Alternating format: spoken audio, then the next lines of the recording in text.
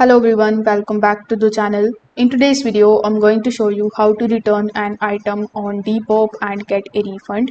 So first of all, you need to simply open your Depop application, or you need to come here on depop.com. Now over here, click on your profile icon, then select the option of purchases. Now inside the application, when you are inside purchases, you just have to simply select the order that you have a problem with. Now over here you are going to see the option of leave a feedback, or you are going to see the option of help over here. So you need to simply click on get help with an order and choose the reason for your return.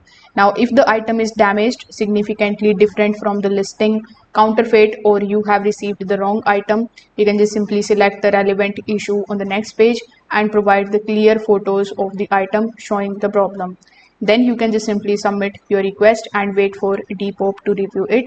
Now if your return is approved, you can just simply follow the return instructions you are given and then send the item back using the tracked shipping. Just keep your shipping receipt and tracking information until the return is completed. So once the seller receives the return item, your refund will be processed according to the outcome of the case. So that's how you can basically do it.